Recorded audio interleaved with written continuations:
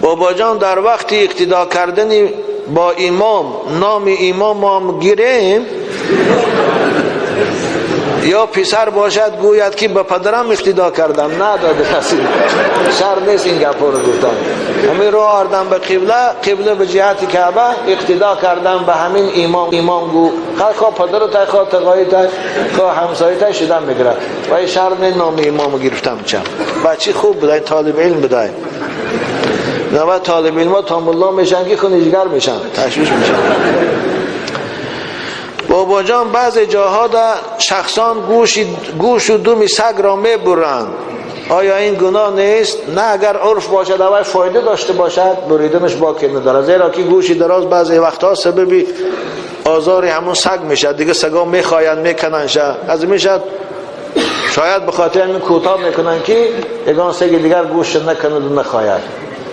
وقتی که عرف باشد باکی ندارد. این بابا جان در وقت علف درو کردن مار از پیشم براید، آن را چیکار کنم؟ گیر در بغلتان دوست چی خوب او این مار از کجا که براد کوشش میشن ویا. پیغمبر خدا گفتن اقتل الاسودین ولو کنتم فی الصلاه، مار و کژدم گفتن درون نماز دم که باشه کشه.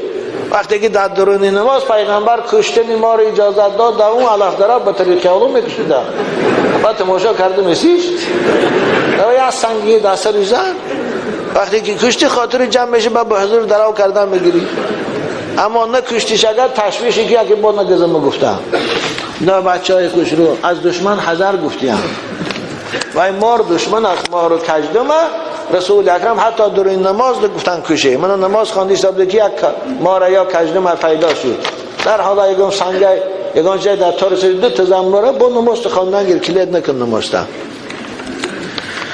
خب این بچی خوب بوده، یکم چند این 16 سوال نوشته این همه وقتی ما رو تاشا هم میگیر غیرین. بابا جان در وقتی تکبیر گفتن از لبم یا از دندانم خون آمد، نماز خوانم یا رفته طهارت کنم؟ البته رو طهارت کنم، چون خون که بنواد طهارت میشه کنه با او دیگه نماز رو طهارت کن، اما تکبیر گفتگی میشه بعد بیا نماز تخون. بابا جان بالای گوسفند سوار شویم مثل خر و اسب درست ای؟ چی خوب بوده این نه؟ بچی نه درست نیست میشم. هر چیز برای سواری هست. خداوند برای سواری اسب و اشتر و خوب خر برآورده است و قوتاس برآورده است، اما این بوز و گوسفند برای سواری نیست. گاو و برزگاو برای سواری نیست. حالا یک زمانهای قدیم یک آدم برزگاو سوار شده بوده است، میگه خداوند برزگاو به زبان حال این حدیث صحیح است، به زبان در آور روش گردم به سوی صحابی گفت که ای انی لم اخلق من خدا برای سواری نآفریدم، من برای جفت کرده دستم نه برای سوار شدن.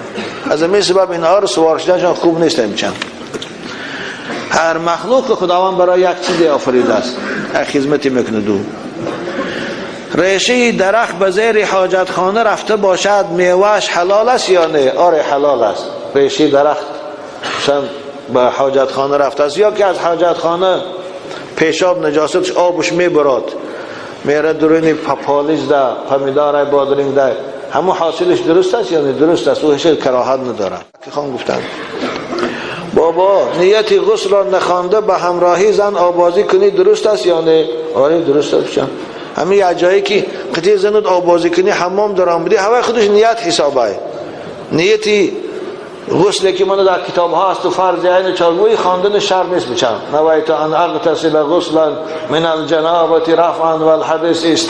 این اولش که این هیچ که نمیدونه، هم الله هم درست خواندش نمیتونه. اینا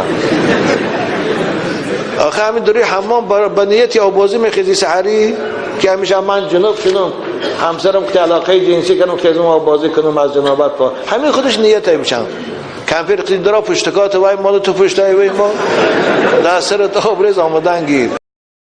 بچه های تاجیک پکر روز هم خیلی میشه شما اگر امروز در این وچراتان راضی شوه فردا پس فردا ان همین بالاتان نمیبیاد. الکاید من شنیدم گارکی ارسا الکاید در تاجیکای ما بود است. رستوران ها دو توی میکردین جوانای حیوان مجازی ما رفیقاشان در اونجا دار که میگفتن این عروس بوسه میکرده در پیش بسیاری بچی تاجیک با بطارش و مسلمان های عروس در بین بسیاری بوسه میکنه. من حیوانیتی نیست.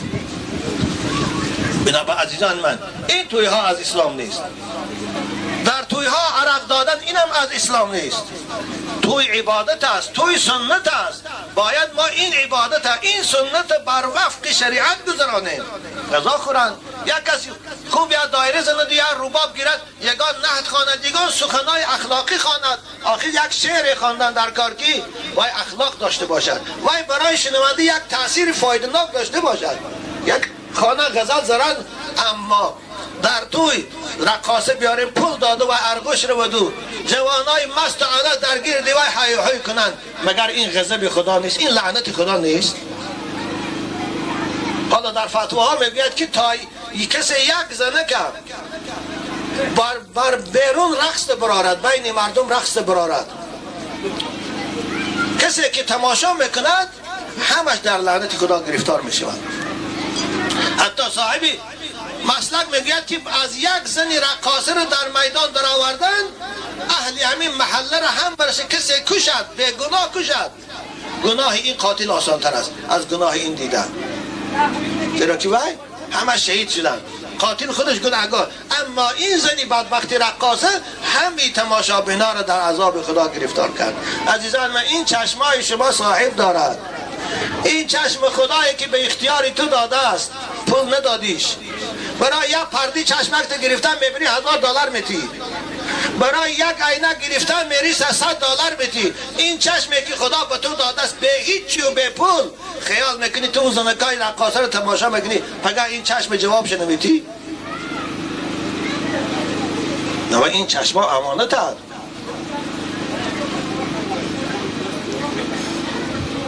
حرام است در توی رقاصه آوردن.